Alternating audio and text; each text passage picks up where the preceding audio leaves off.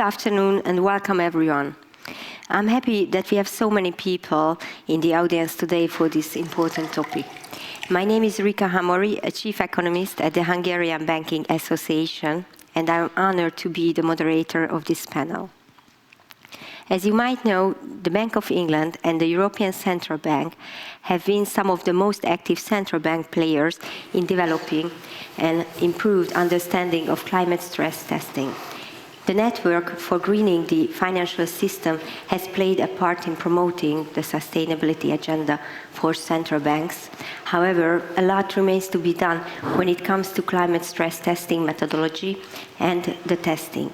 Data availability and quality remains a challenge, which affects the quality of the stress test. Regardless, the expectations are eventually climate stress testing will become a prominent tool for assessing bank performance and will be integrated into regulatory challenges. In this panel session, as speakers, we welcome Jakob Thoma, Executive Director, 2 Degrees Investing Initiative Deutschland, Senior Fellow at the SOAS Center for Sustainable Finance. Ulrich Wolz, a Professor of Economics and Director of the Center for Sustainable Finance at SOAS University of London, also a Senior Research Fellow at the German Development Institute and a Visiting Professor at the London School of Economics. Stepan Pekarek, Senior Consultant at Deloitte.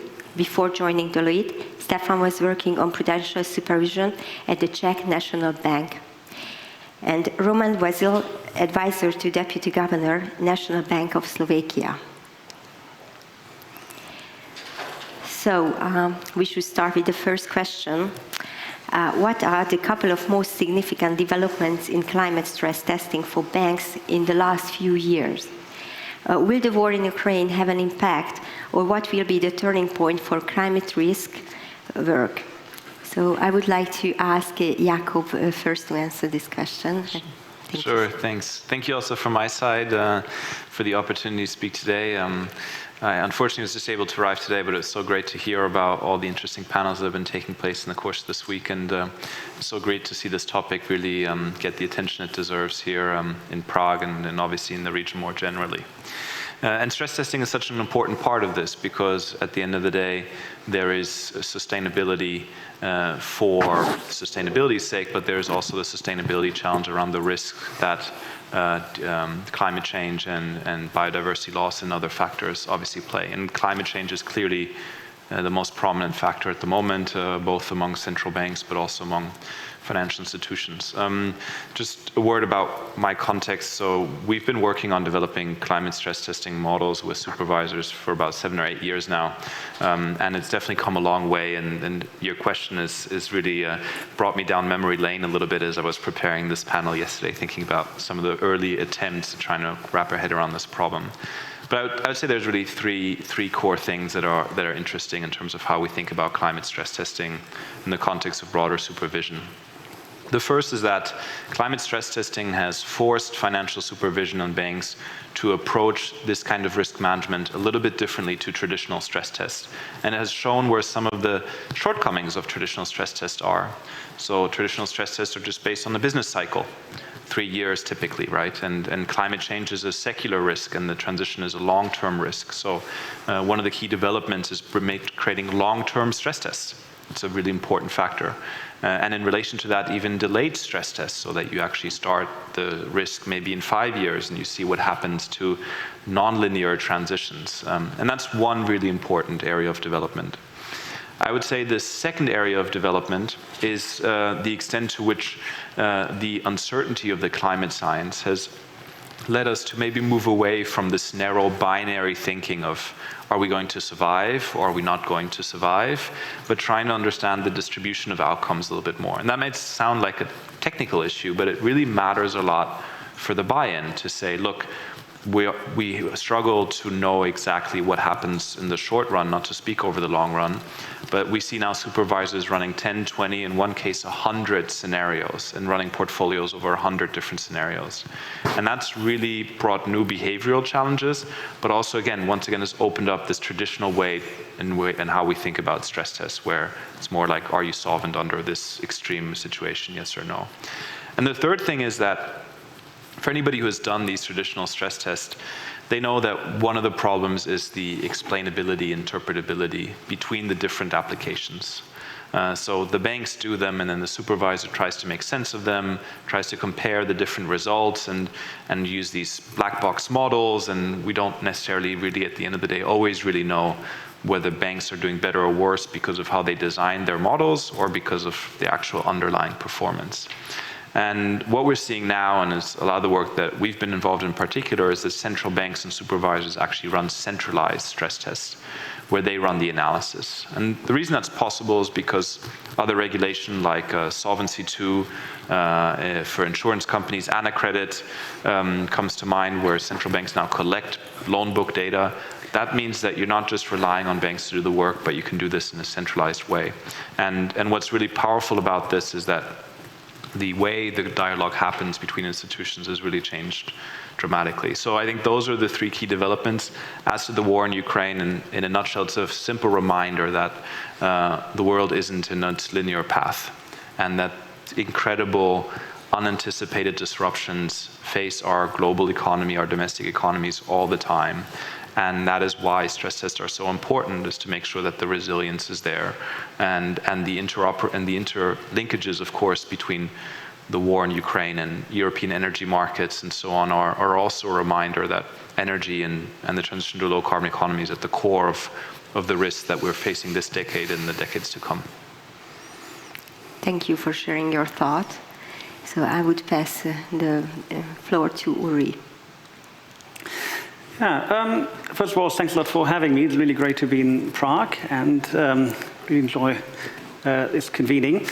So, as Jakob said, we've come a very long way. So from, still 5 years ago, we'd have to convince central bankers, supervisors, and indeed financial market participants that they really needed to take climate seriously, and now we've really gone mainstream in a way.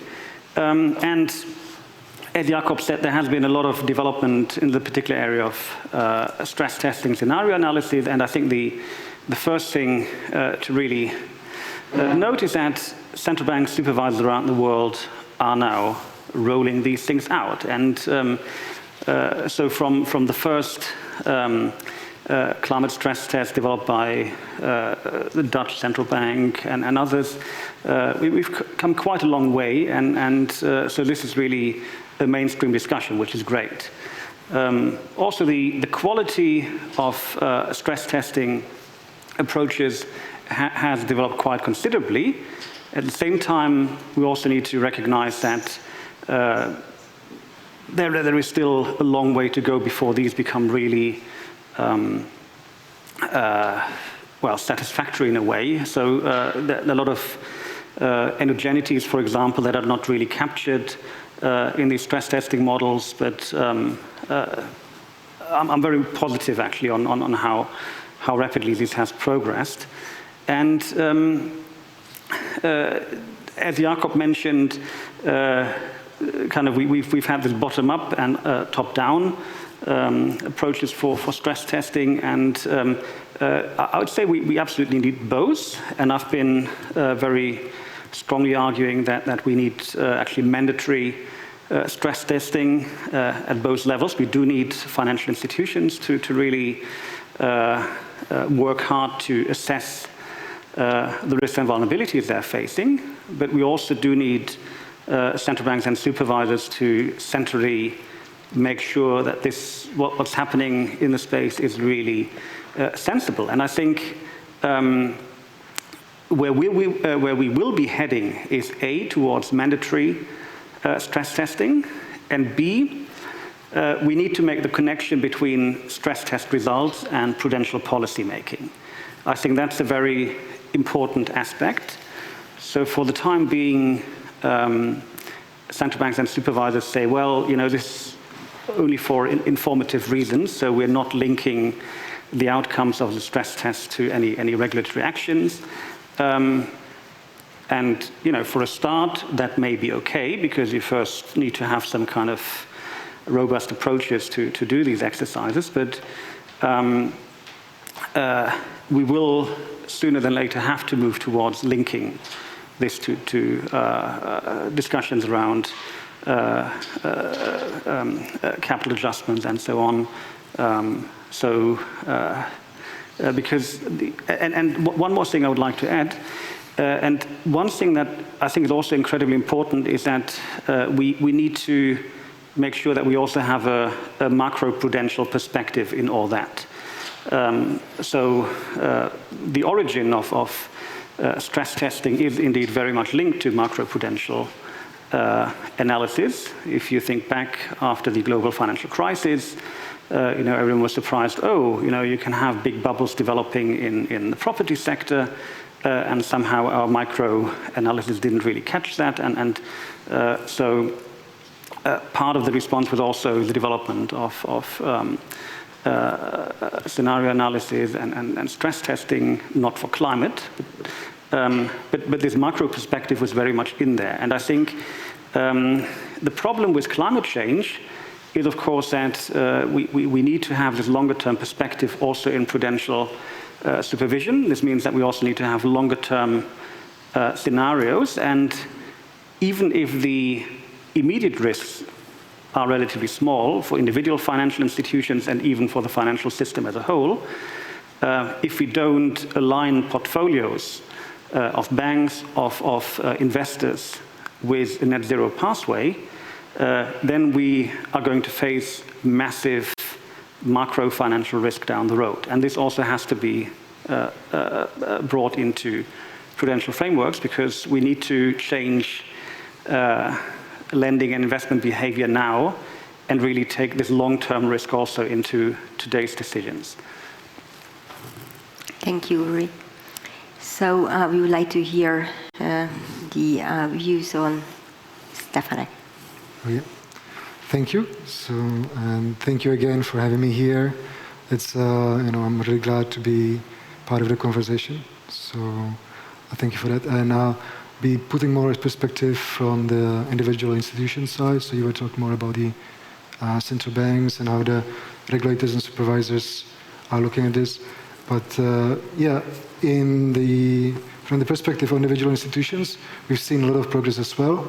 Actually, we've helped a lot of clients to implement and translate the supervisory expectations into the risk management framework. So not putting this only on a stress testing, but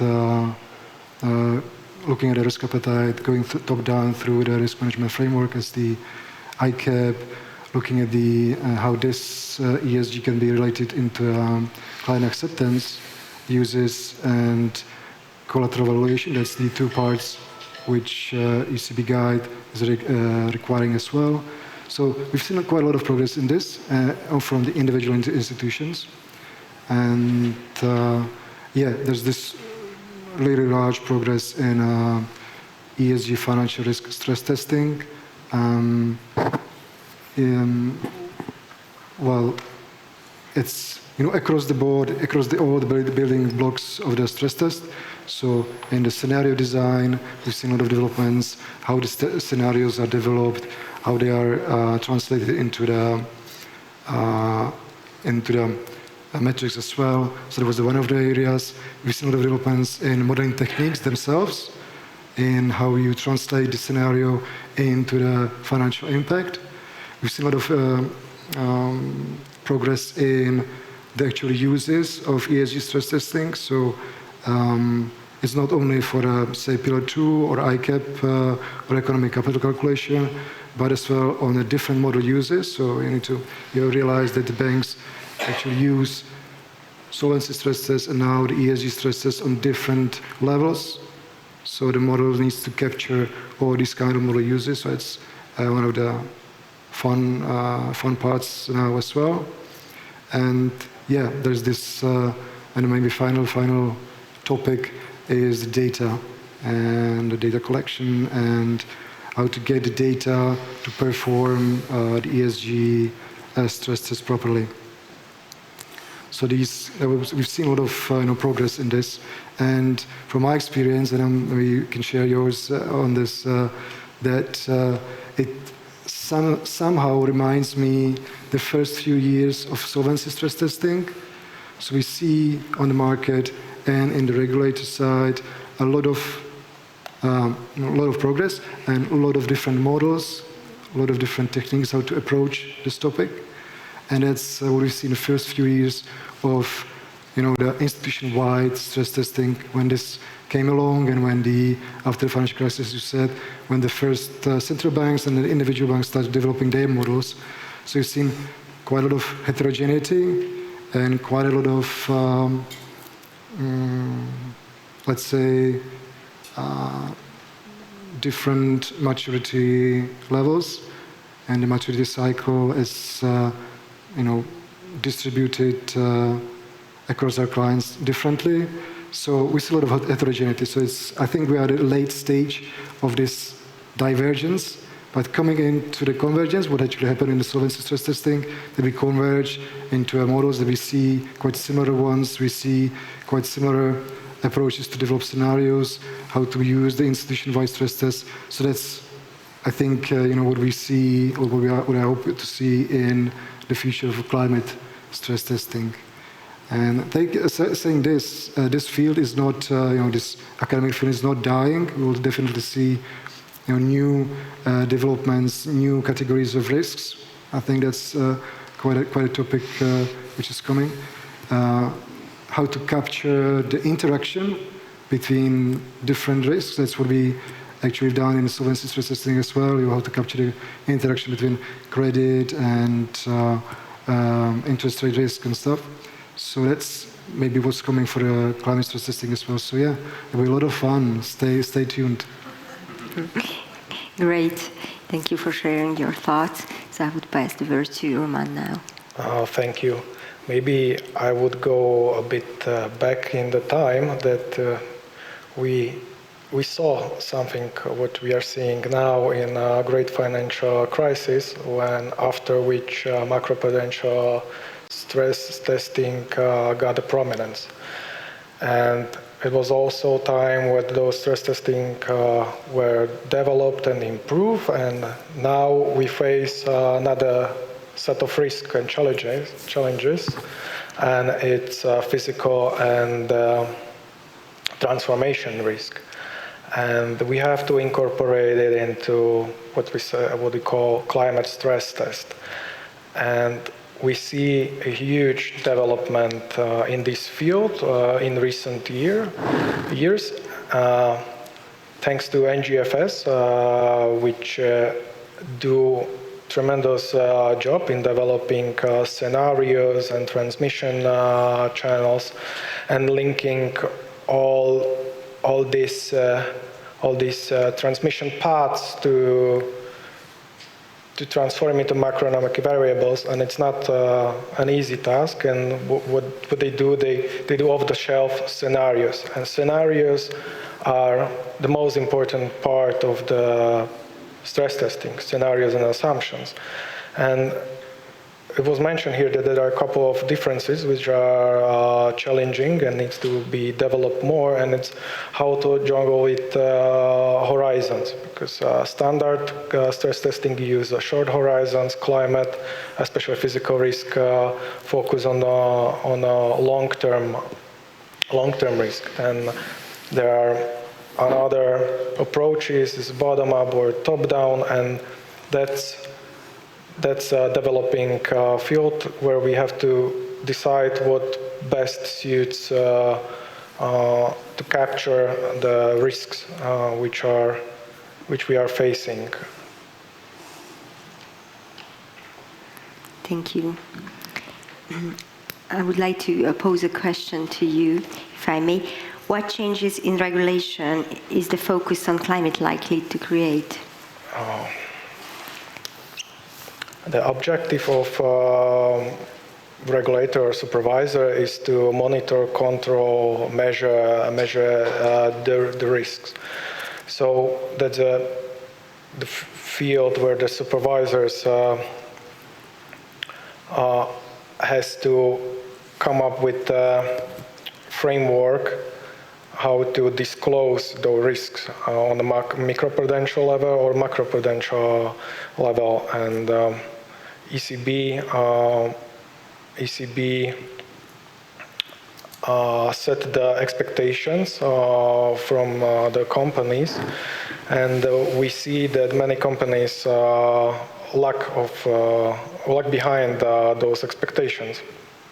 So first, we need to develop the framework for disclosure.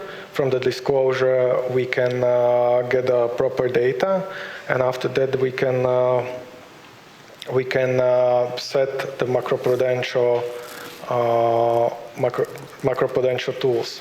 So how to assess and measure exposure of the firms, whether we have to adjust Pillar 1 or Pillar 2 or Pillar 2, and what is the best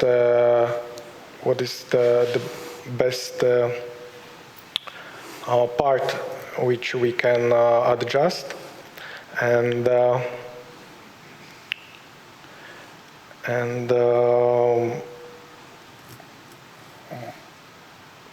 climate change risks are quite different from the standard risk, and it's because of the horizon, uncertainty, and as Jakub said, a non-linearity.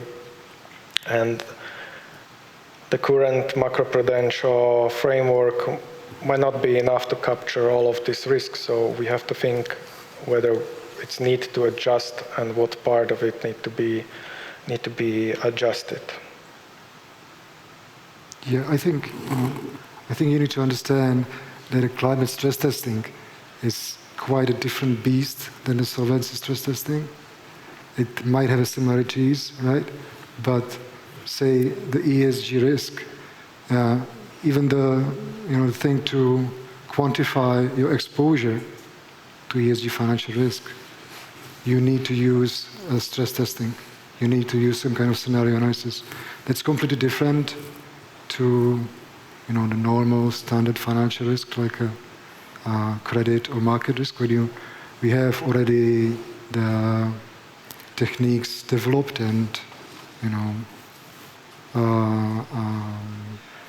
embedded, but climate stress test is quite different in this, and regulators are playing the key role to guiding to being on the forefront, and the academia. Yeah. Great, thank you for your comment. I would like to pose a question to Jakub. What are the likely developments in the climate stress testing space in the upcoming years? Can you tell us more about the Paris Agreement capital transition assessment and what impact it has had on banks' work?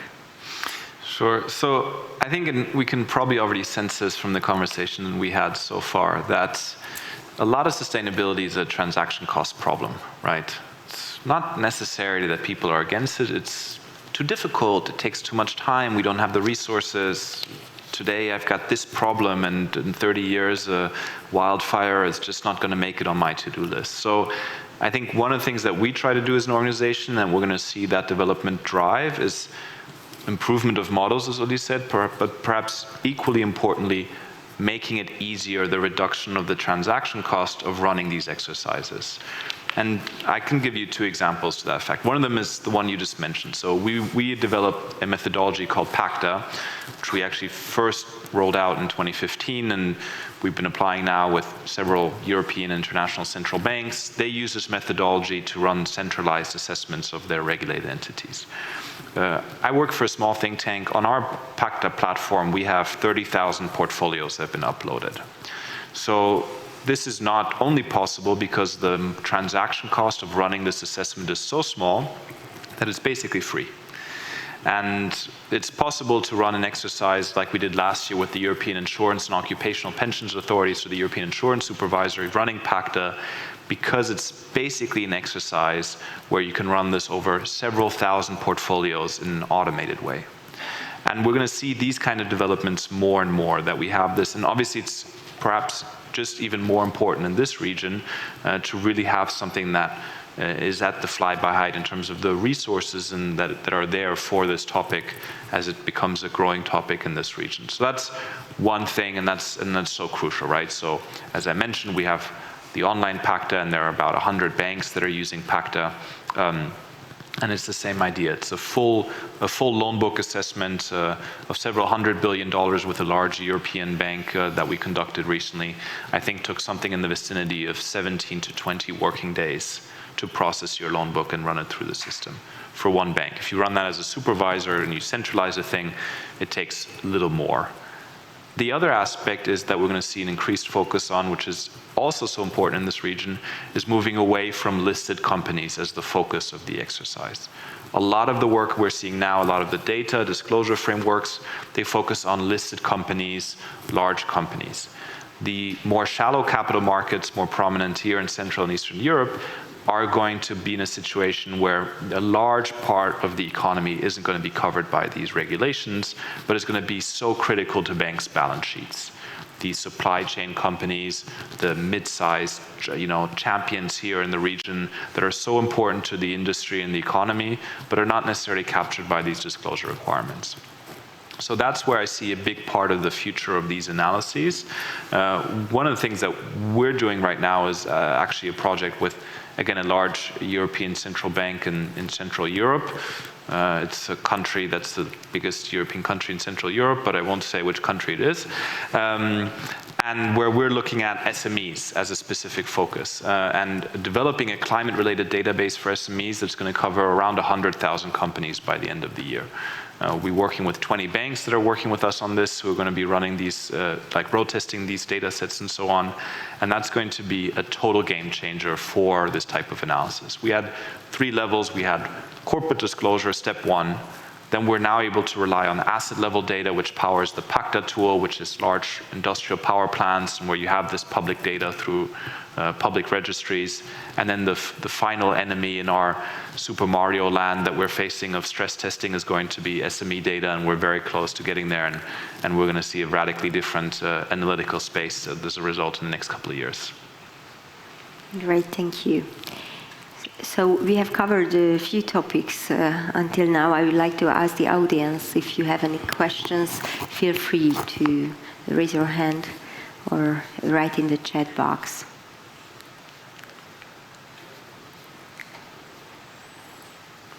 You may.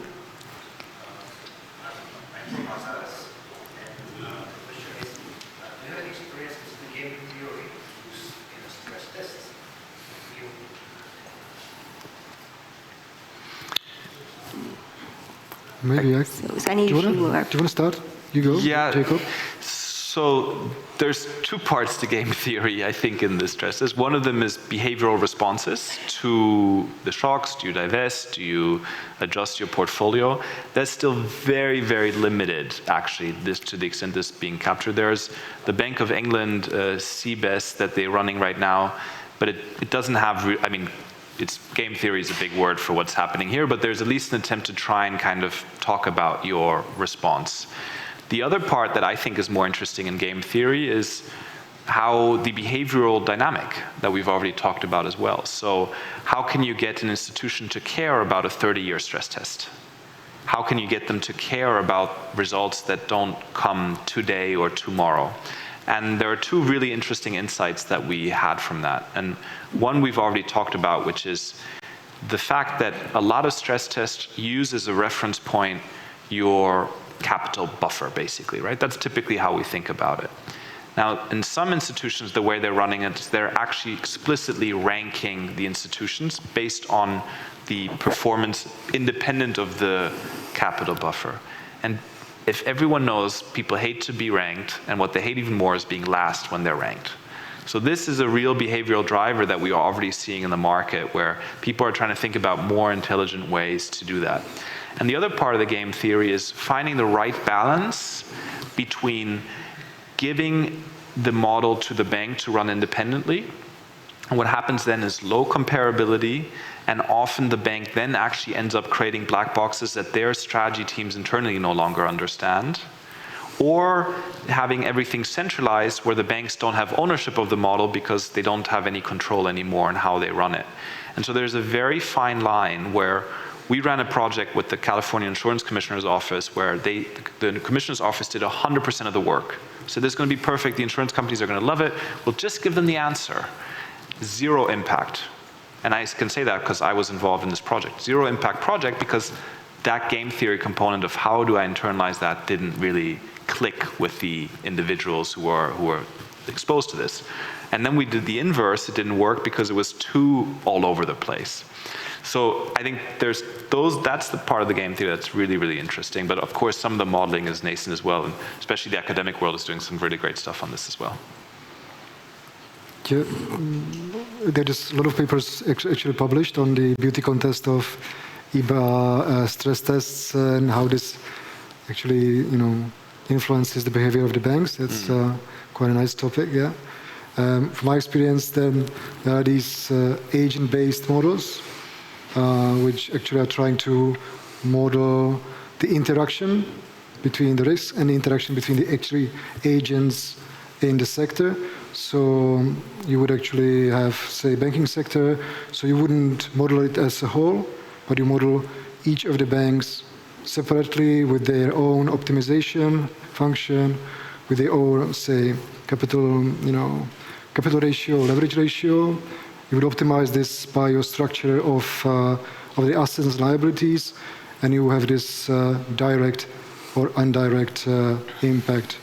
And say this is in funding liquidity risk stress testing, you would find this, and say fire sales, and how if at sudden moment a lot of banks do sell a lot of assets in one asset class, how this changes the price and how this feeds back into the valuation of that bank's portfolios. So that there would be the game theory applications as well. These are very nice papers, and I can send you some.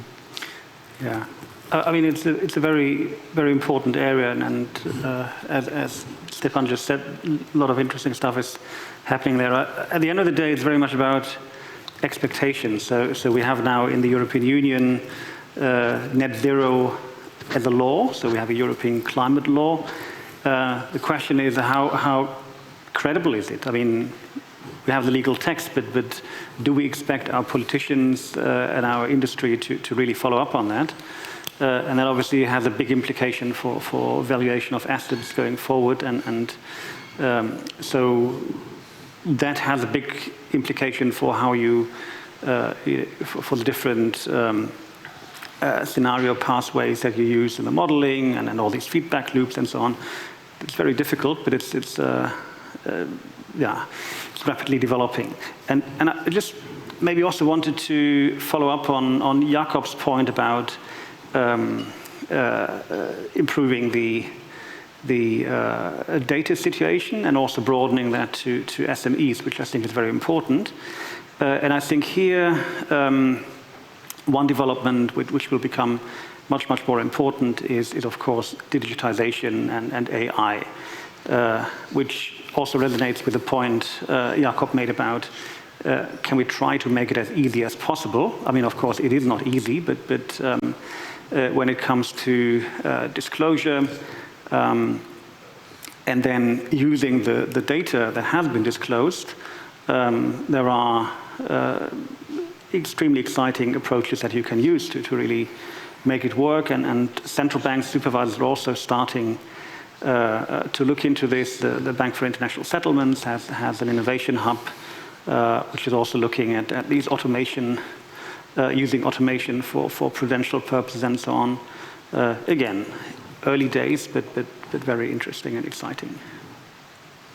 I can confirm that what Ulrich said, that, for example, I think it's Central Bank of Spain, they are using AI to scrape the data which are not available and work with the text data and translate it into some sensible information, and it's a very interesting field, and I think that it's another development which will help to complement this disclosure framework.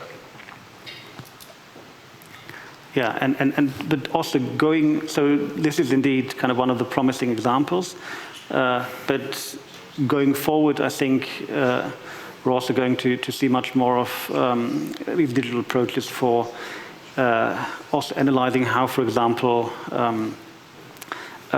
prudential requirements are being applied. And that's where I think where it's getting really interesting then.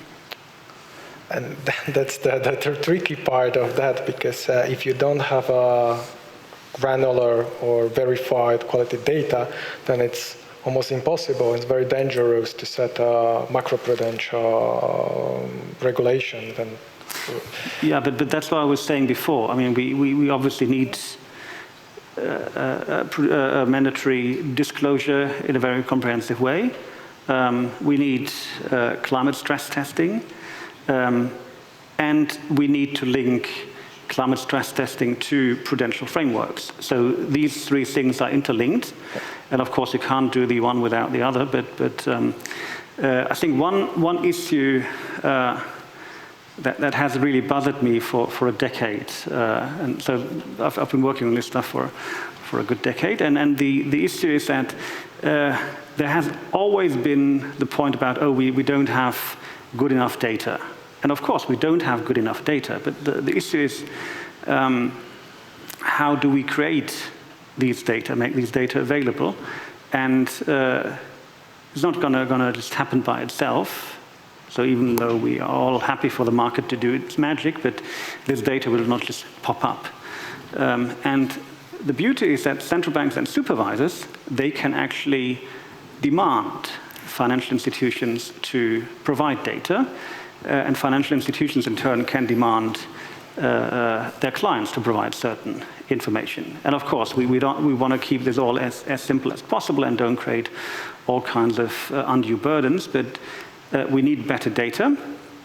And you know, if we don't make disclosures mandatory, we're just not going to get these data. And then we're going to sit here in another decade and continue talking about not having sufficient data to do anything.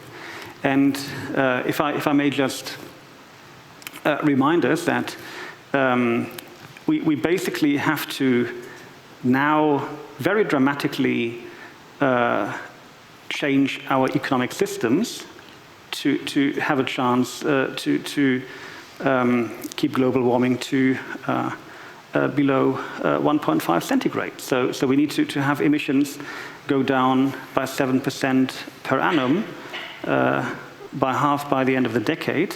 And so we really need to make progress. And if we, you know, just always talk about why we can't do things, then we're not going to get anywhere. And that's why I would also argue that we have been, for good reasons, talking a lot about risk, and this has been the focus of the discussion, of course, among supervisors and central banks, but we need to talk much more also about alignment, so going beyond the micro risk. So that was what I was trying to say before when I highlighted that we really need to take the macro perspective, so we know exactly where we need to get in terms of emission reductions by the end of the decade. And we also know that if we don't get there, the implications for our economies and also for financial stability will be very dire.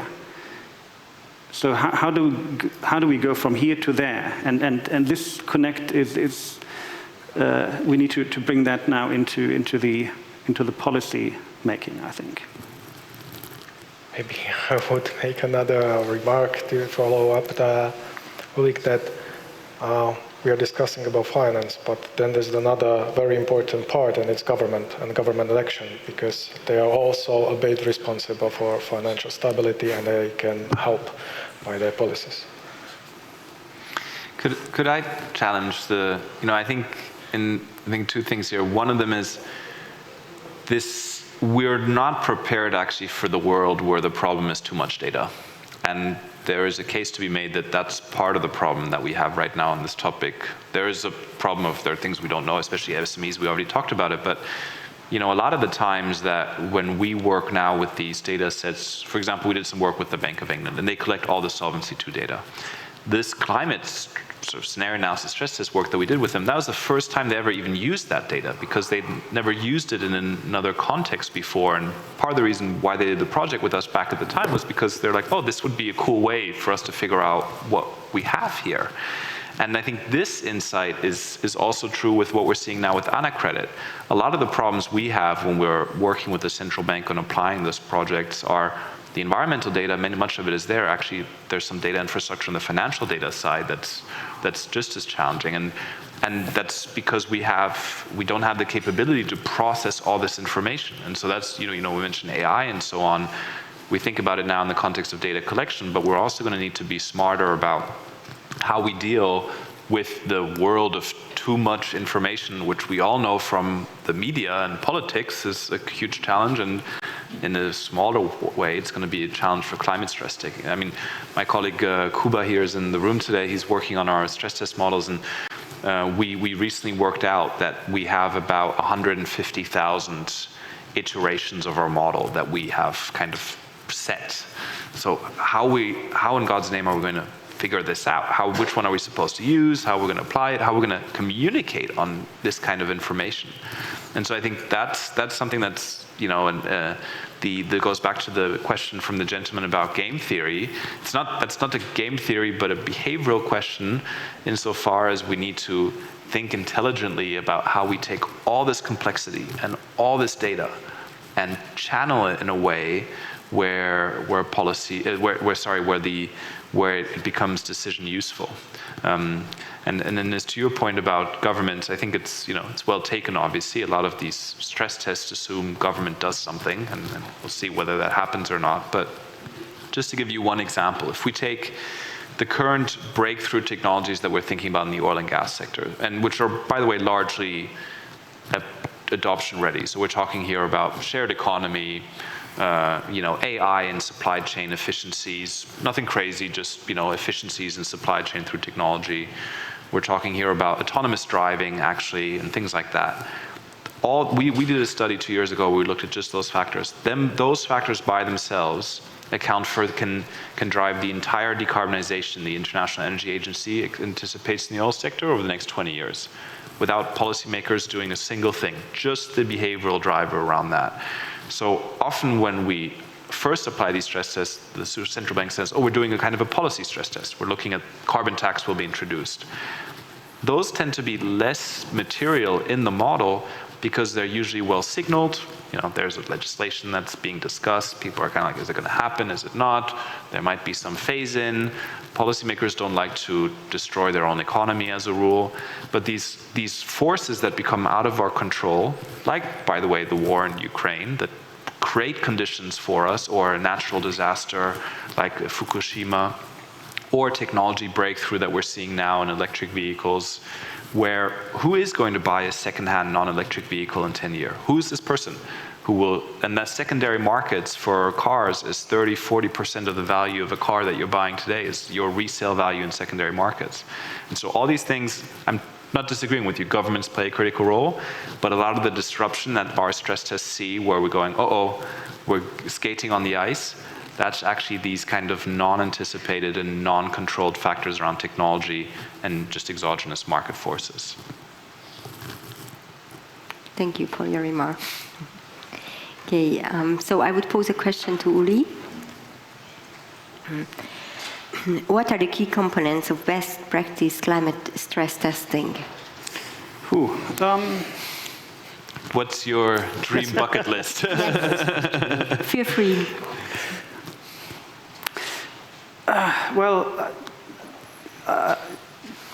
So we actually had a conversation over lunch over this. We did some different simulations on stress testing with a central bank we are working with, and all the different models and approaches deliver different results, surprisingly.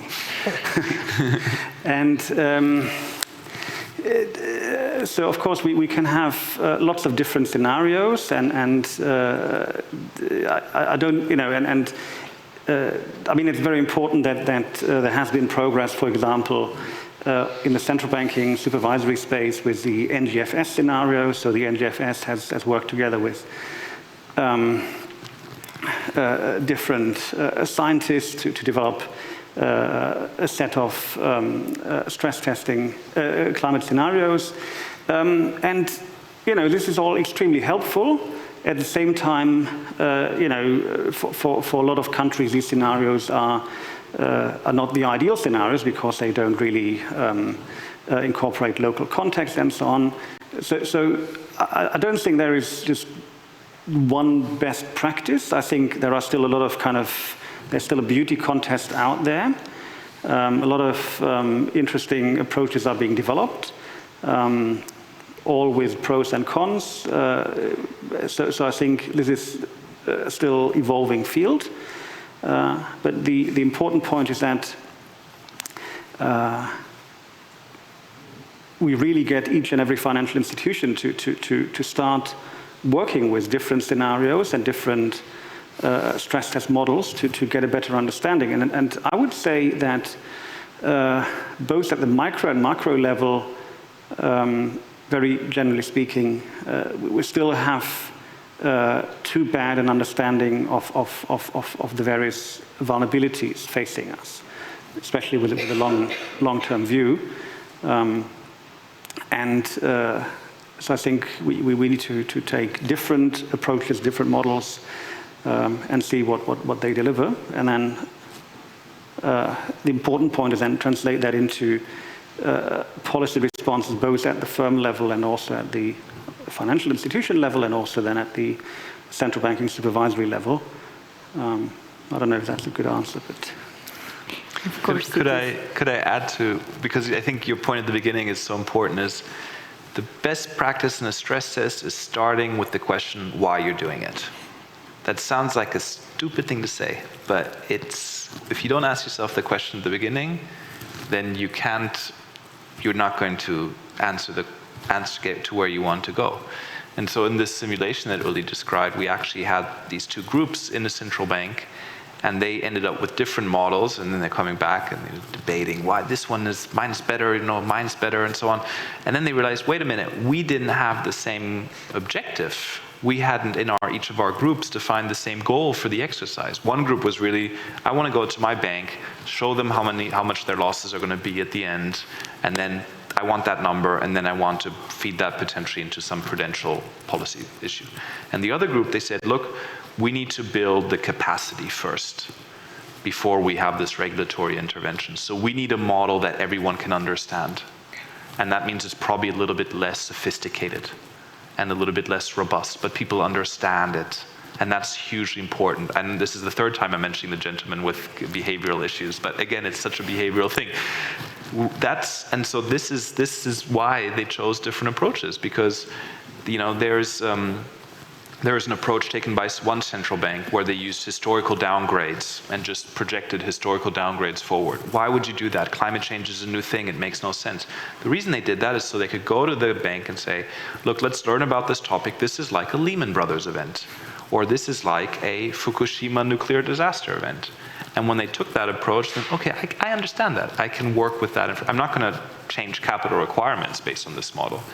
But if that's what you want to do, then obviously you need if you want to change capital requirements, then you need your credit risk model with all your assumptions, and you're going to get more into black box territory. But that is so crucial. And that also is a friendly reminder to the audience listening live, you're thinking about doing this. It's easy in the sense of if depending on once you've asked yourself the question, all of a sudden the roadmap becomes very clear what you can do, and the solutions are there to take that journey forward. Great, thank you. Yeah, I want to explicitly agree to this.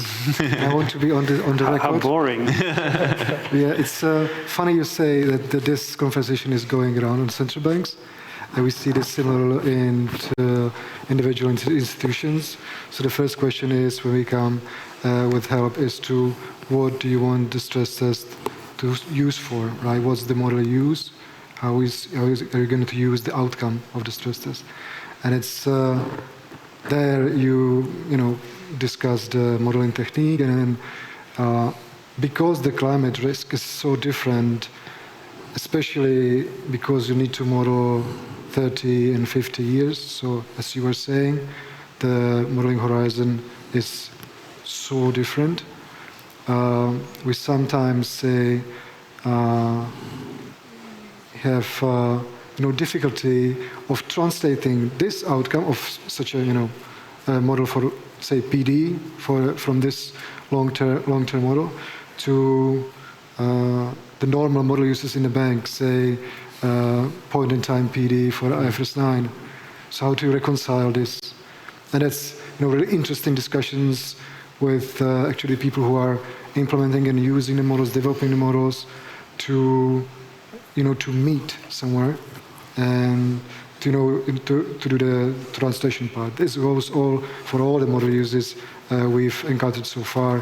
Client acceptance, incorporating the ESG risk into credit risk assessment and collateral evaluation. It all covers all the model uses. So it's interesting. Thank you. May I have a question? Sorry. Of course, the floor is yours. I don't know, is this working? Hi. My name is David Papa. I'm from National Bank of Hungary. I know some of the panelists, so hi there.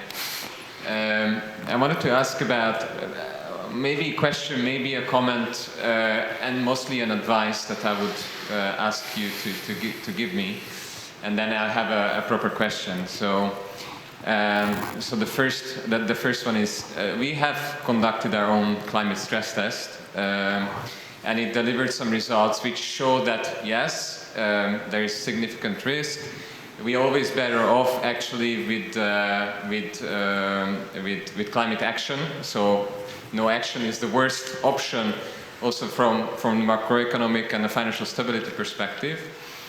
But if I compare it to kind of what science, so I'm talking about natural sciences, how natural sciences talk about climate change, the communication there, the messages we get is immensely more, how to say, they talk about impact on economy, society, everything in a much more massive scale than what this stress test can show at the moment.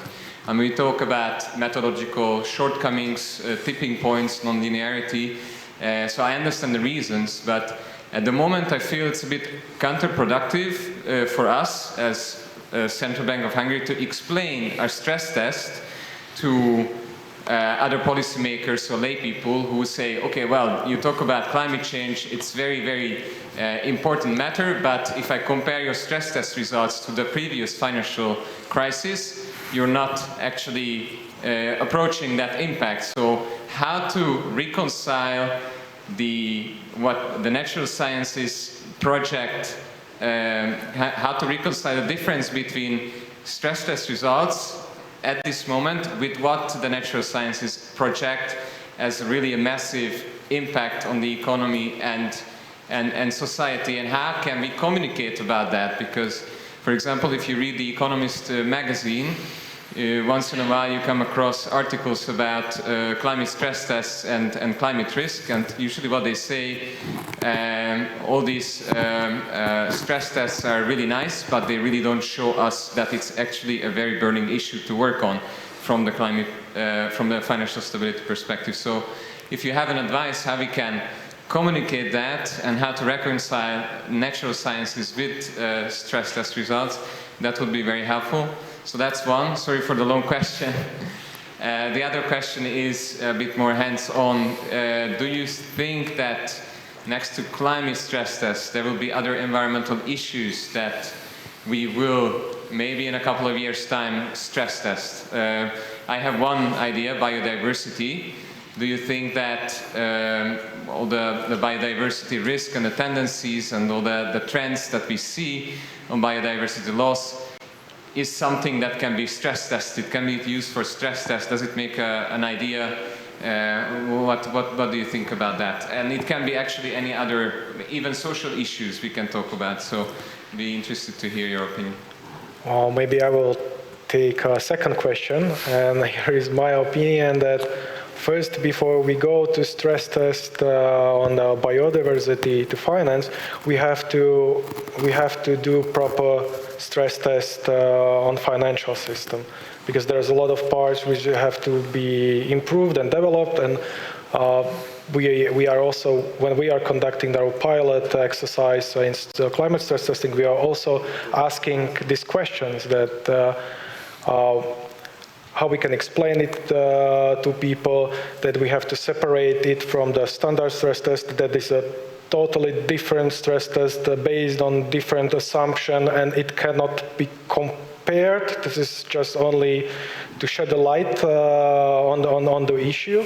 And until we don't have answers in this part, I think it's very unwise to go and broaden the field by the diversity and other parts.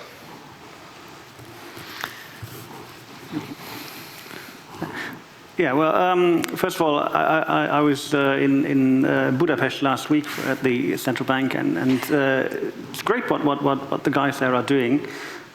Quite amazing. I think you raised two really important issues, and on the first one, indeed, kind of if you read the publicized stress tests from different central banks and supervisors, you could come out with a conclusion, well, yeah, it's an issue, but it's not really, it's not kind of a first order problem. And that, of course, is a pretty bad message, because it is absolutely a first order problem. So the question is then, why do we get the results, or why do the central banks and supervisors get the results that they get? And I think the point is basically you get out what you put in, right? I mean, it depends very much on the different scenarios that you run, and what the assumptions are on how these will pan out. And it also depends, of course, on the time horizons you look at. And so I think, while on the one hand I very much think it's great what's been happening in the stress testing space, I think this basically shows many of the shortcomings we still have with all these models, and I think we need to have we need to incorporate many more feedback loops and kind of all kinds of second round effects that currently are not captured. And so I think the current stress tests largely underestimate risks, and I think that is a problem. The second point about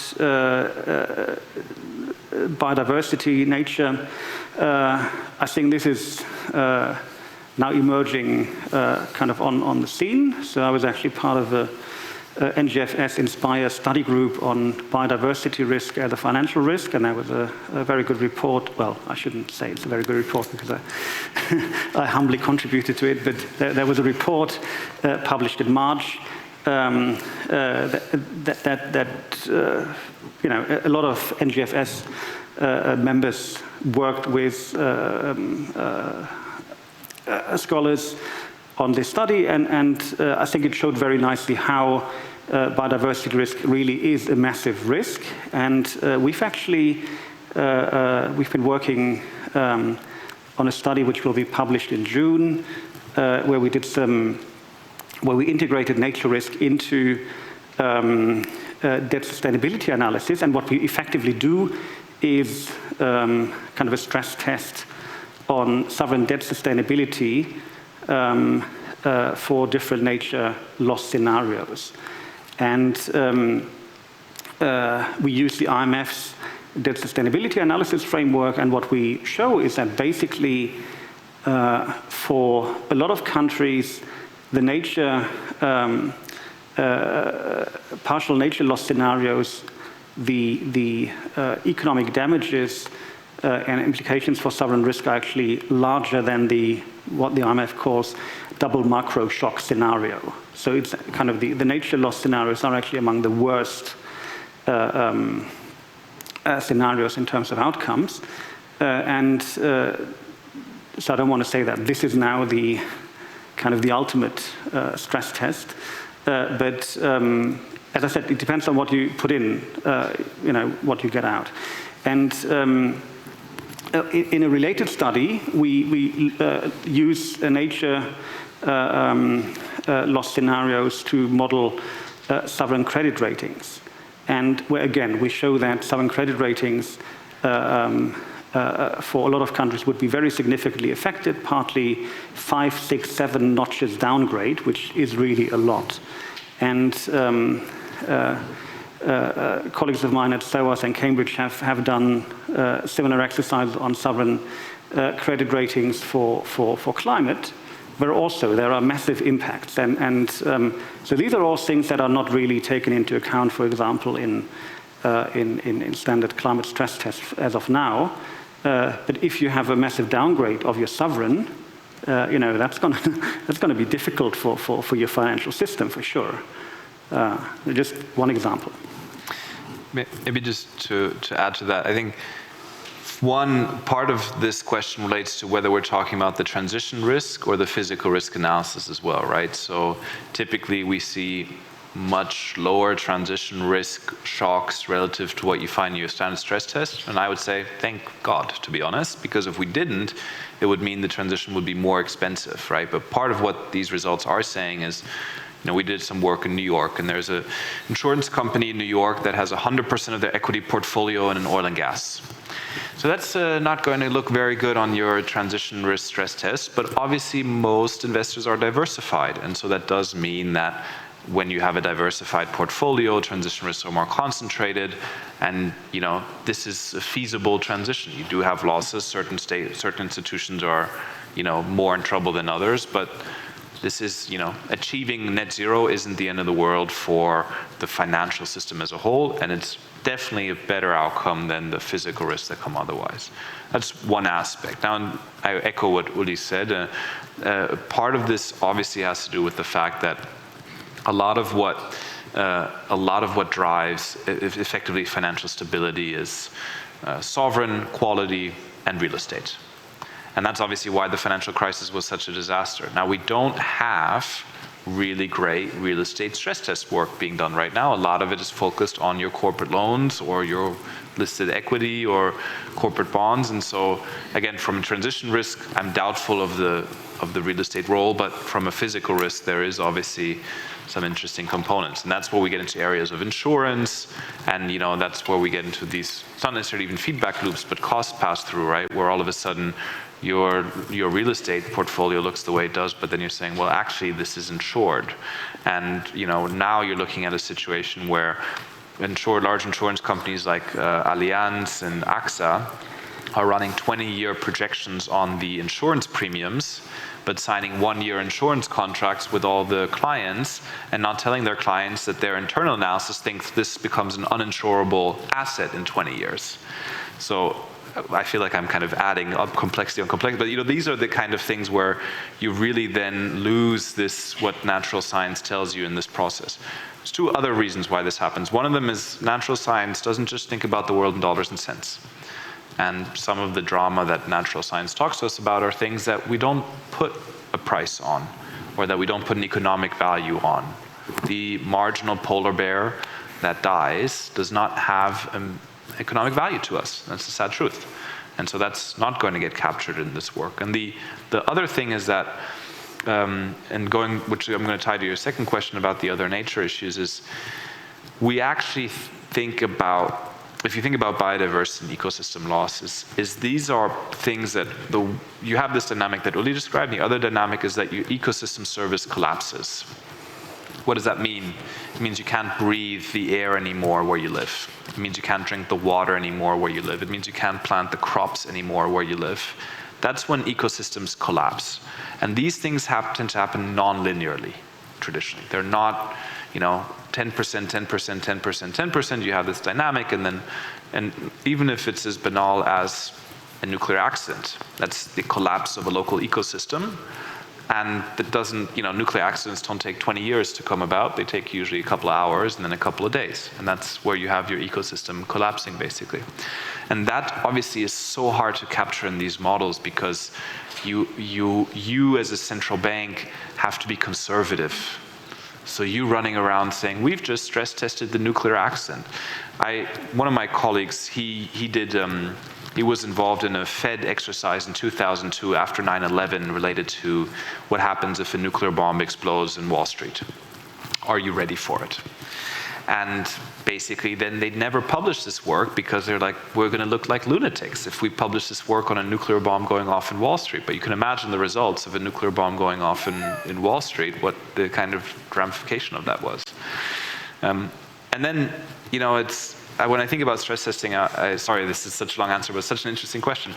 When I think about stress testing, I have to think about this conference where I went to with a friend, and we were being served sparkling wine, and my friend took the glass and he said, took a sip and he said, oh, this is a true story. He said, this is the worst champagne I've ever had.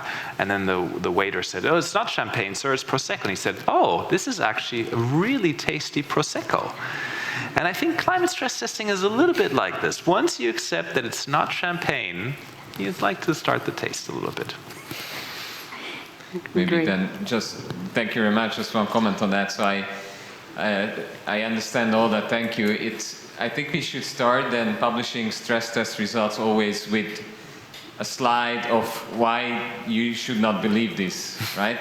Always come with the first the limitations. We do that, but I think we central bankers, we need to do much better communication about what this is for, and this is probably cycling back to the question of you need to set the reason why you're doing this, right? So it's very important to communicate this it's really clearly, and I think central banks can get much better at that, because at the moment it is a bit counterproductive to project results that that are grossly underestimating what possibly the outcome could be. So that's my takeaway, basically, that we need to get better at communication of why we are doing this. And thank you very much again for all the answers. Thank you. So is there any other questions? Can I follow up on this? My name is Laurent Michel from the Joint Game Institute. And it's a question that relates to the question that was already asked, and it's a question about uncertainty. And we give you a mic. Thanks. So my question is about uncertainty, and it's something that you're all aware of. Of course, we don't know precisely how climate change is going to look like. There might be tipping points. We don't know, once we agree on which scenario we take in climate change, we don't know where the flood is going to hit. We don't know where the drought is going to hit. We also don't know over the next 30, 40, 50 years how GDP is going to change. Right? We don't know how banks and insurers are going to adjust their balance sheets over that. And if you compound all that uncertainty, in the end, whatever comes out of your climate stress test has huge uncertainty bands. So what do you answer to a skeptic that comes to you and says, well, whatever figure you present to me, it's got plus minus infinity around it. What can I do with this? So,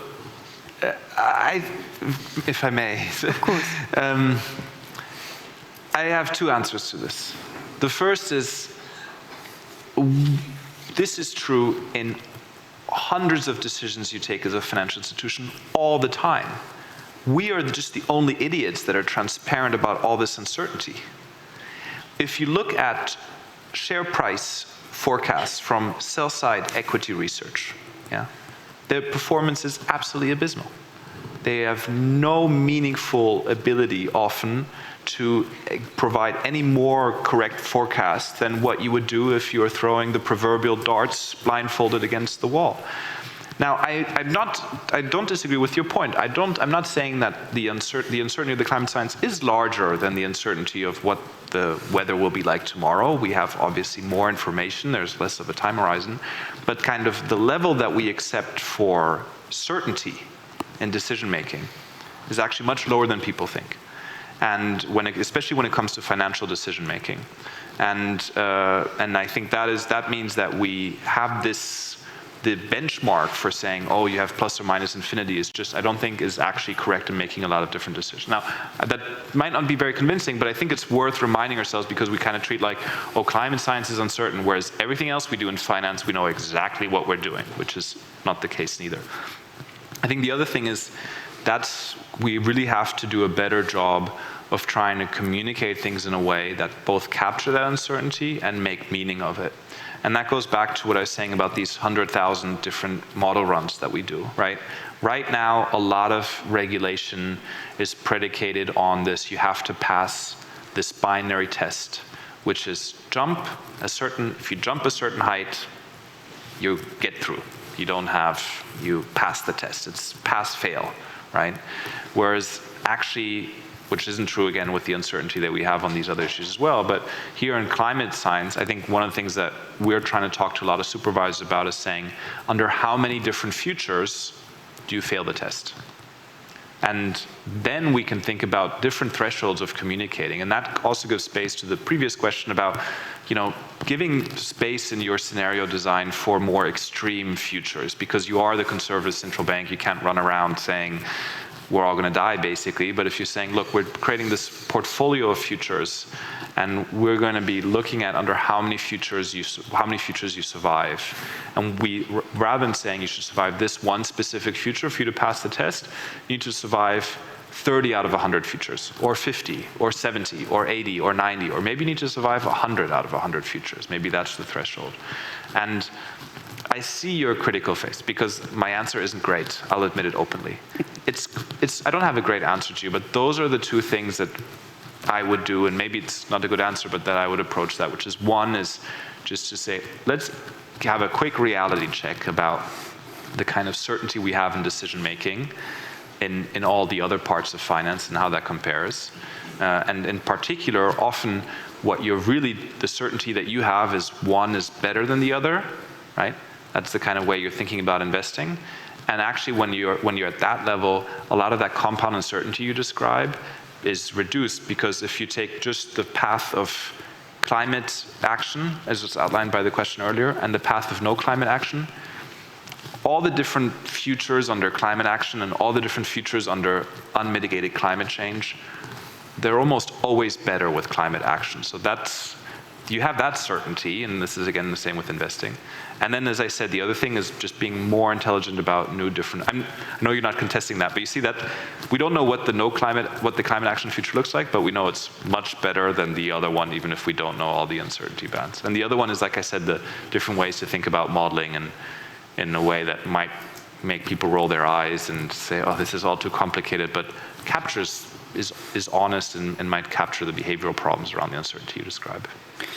And if I may just add to that, it's a super important issue that you raise, and of course there's all this uncertainty, but first of all, as Jakob says, unfortunately there are also some certainties we have now, and among these certainties is that climate change is advancing very rapidly, and so the climate science is very clear about the impacts of 1.5, 2 point, and so on. And it's all not going to look good. And we can also be very sure that all this will have massive ramifications for our economies and by implication also for our financial systems. So kind of at a very high level, we kind of know what we are facing. And the question is how we're going to deal kind of with this space. And I mentioned before that there are, in principle, two different approaches looking at this from a financial governance perspective. One is kind of the risk-based approach. Okay, we try to identify and kind of measure as best as we can the risks for individual financial institutions, for the financial system at large, and this is fraught with all the difficulties we've been talking about. But here also, we may have the disconnect between risk at the micro level and the risk we're facing as a society down the road. So that's kind of this risk-based approach.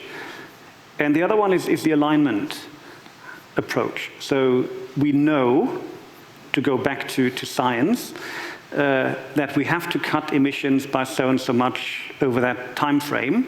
And if we don't do that, we're going to have a massive, massive problem. And the question is, how do we make sure to align our economies with net zero within using pathways that will help us to achieve 1.5. Now, we won't be able to do that if we don't align the financial system with net zero. And by logic, we also need to make sure that financial governance will take into account how firm level or kind of financial institution level portfolios can be aligned with these pathways. And so one way is to look at, okay, how risky is your current portfolio? And then we can discuss, well, it's actually not so bad because my portfolio is diversified and I will get out of coal quickly enough. But the other thing is, how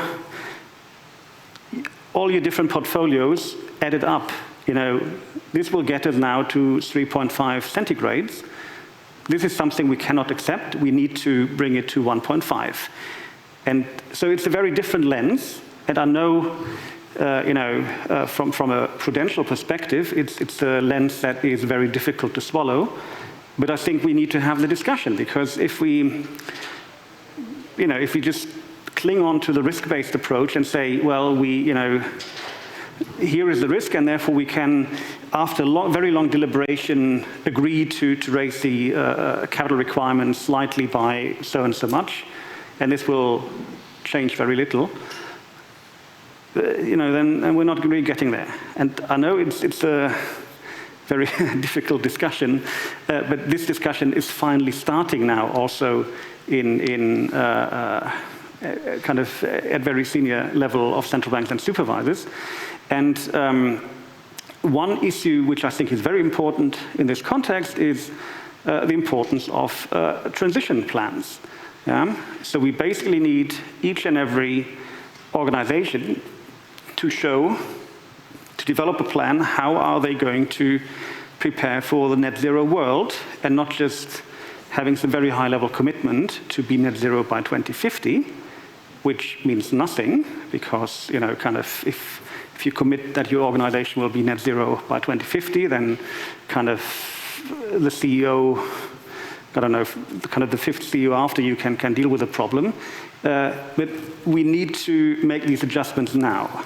And this is why I think the discussion that's emerging now and in the European Union, it's getting ever more important. And also people like Frank Elderson from the board of the European Central Bank have been calling for mandatory net zero transition plans, linking them also to prudential frameworks. I think this is the discussion we need to have. And stress testing all that is kind of a very important part of all that, but we need to basically get to an alignment approach.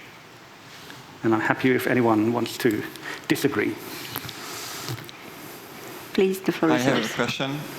My name is Gergely Vida from KPMG, and my question is regarding insurance companies. We see that most of the central banks provide stress testing for banks, but less central banks providing stress testing and preparing stress testing for insurance companies. What is your opinion? What is the reason behind? Of course, I know that the physical risks are much harder to model at insurance companies, but what is your opinion? Can I clarify, just to clarify, do you mean the liability side of insurance companies? Both the asset and liability side as well. So for the investment part is also, I think, very important for insurance companies, especially in the Western market, because, for example, in Hungary, most of the insurance companies have like 10 or 15% equity portion, and the other is in Hungarian government bonds. In the Western market, it's a bit different. Thank you. I would say that you are in a queue as the second of the banks. But then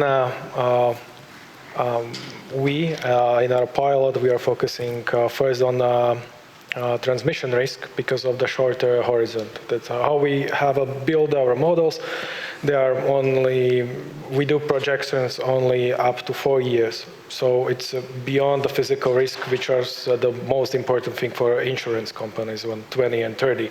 So then we have to prolong our horizon of our models so there is to align it with the physical risk. And it's more complicated and it requires a lot of capacity to do that. So in the first step, we just focus on the transition risk on the banks and also on the insurance, but on a very short sighted. And then we will proceed to physical risk and longer horizon. Then, as was mentioned, it's really difficult to model there what are the physical risks in special or in geographic where the insurance companies or where you insure the risk. So it's also, as said, for Slovakia, it's not so interesting country in terms of physical risks.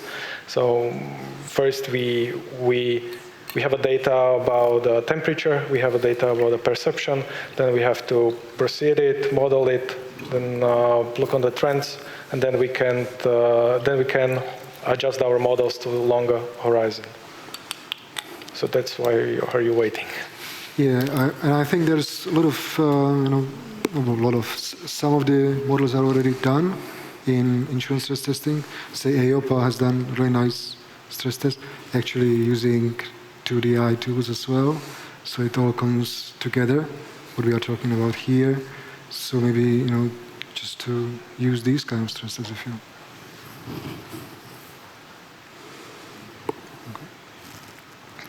Because as insurance companies, we see, for example, the Nat Cat reinsurance fees increased by 50% from last year to this year.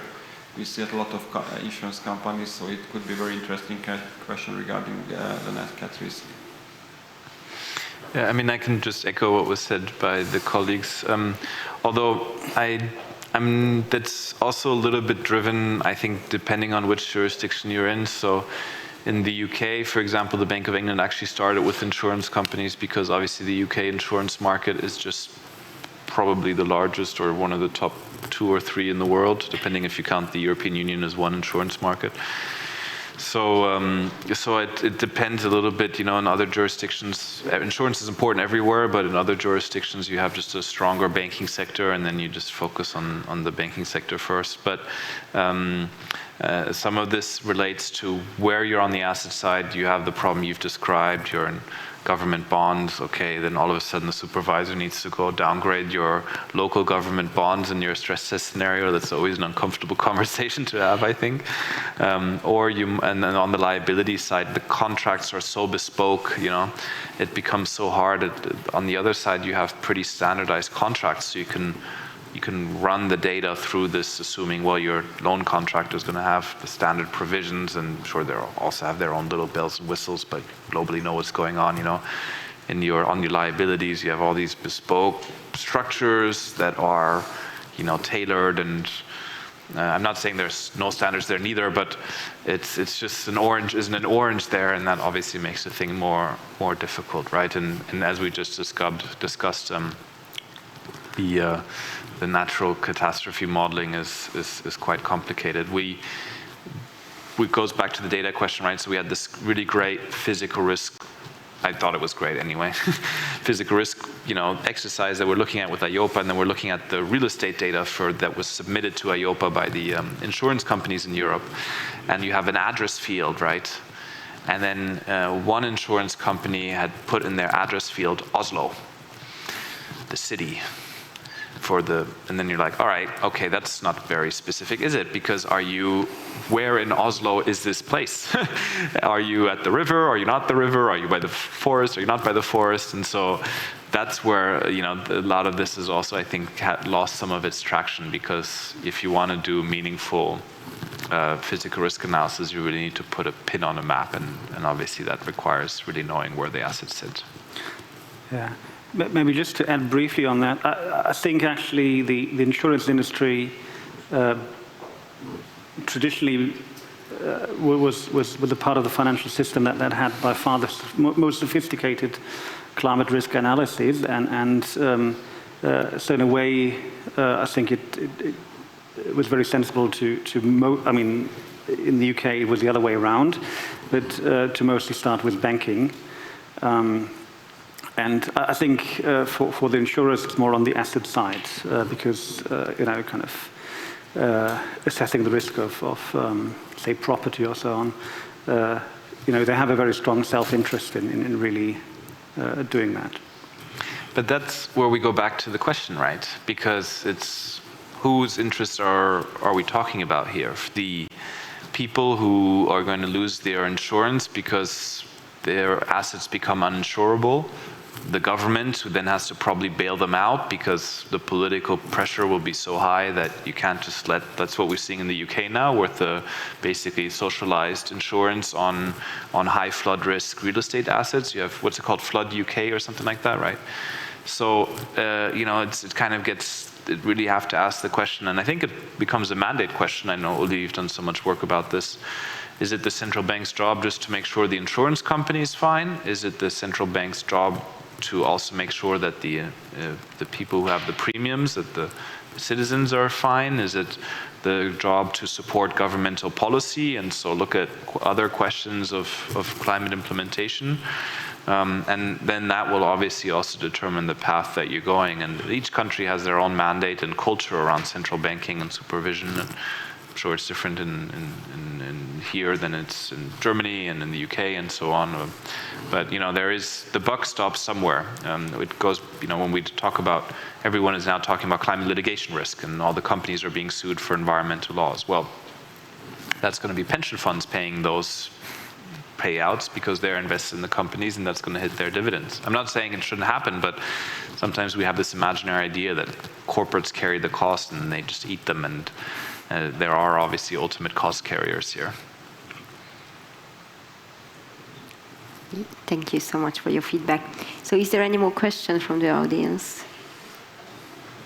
Just one last question. Yes. You talked about transmission risk and all this, and I just get the feeling that we don't really know all of it, and we will just one day sit here and be really surprised what it does to us. So how do you deal with that in your scenarios? How do you build this in? You don't really know where everywhere, you know, how big or what all assets will be impacted and how they will be impacted, because, you know, you may have like otters disappearing, and then like 2 years down the road you have no fishery, and it may be hundreds of kilometers of coast, and that's just maybe a pretty localized thing. But what happens then? Maybe then you can't do any shipping because something else happens. So how do you deal with this effectively? You go. Yeah. So what is crucial is that we as societies get a much better understanding of where the vulnerabilities are, both regarding physical and transition risk. And so we need much more comprehensive vulnerability assessments, really looking, you know, turning around every stone and see where are the main risks for financial stability, but also social stability, you know, food security and so on. I mean, we've learned a lot about resilience over the last 2 years and also over the last few months, unfortunately. So we need to have, I think that really has to be the starting point, much better vulnerability assessments, and then we need to think, okay, how can we boost resilience? And you know, you say, okay, you know, maybe at some point, you know, kind of this tipping point will be reached, and that tipping point will be reached, and this happens, and so on.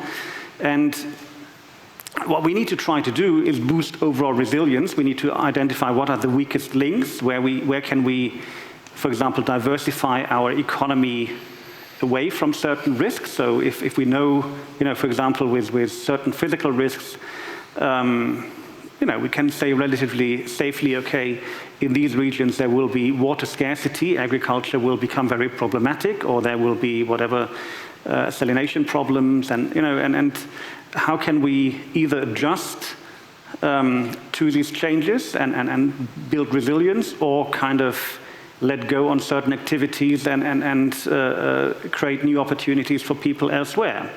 And so I think we need to have a much more holistic perspective of where our economies are. And so with regards to transition risk, we need to proactively address it. If we know our economy is entirely fossil fuel dependent, our exports depend on fossil fuels, okay, then we need to think really about broader structural policies, industrial policies, and of course financial sector policies that we need to undertake to diversify away from that, create new alternative low carbon clean industries that will provide jobs and so on. And this of course is a big ask, but I think we in all these discussions often we forget kind of the very fundamental structural changes that most of our economies will have to go through.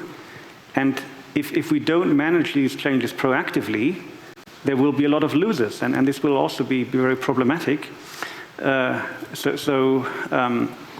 would urge both policymakers but also financial policymakers, which includes central banks and supervisors, to really look much more at these structural issues and not focus too much on kind of micro risk. Just a one-sentence answer. It's true that we all have uncertainty about all the potential futures that might happen, but we know by and large what we need to do. And we have a session today on modeling, and we need the models and all the rest of it to measure things, but we know what we need to do. We need to decarbonize the economy to avoid existential threats to welfare, and we don't have a lot of uncertainty about that imperative, and that can help focus the mind sometimes when we get lost in our models. Thank you. So our time is up. I would like to thank to all our panelists and to the audience to participating in this session today. So I think we all learned a lot about climate stress testing today. So I would like to wish you a lovely afternoon and enjoy the rest of the conference. Thank you. Goodbye.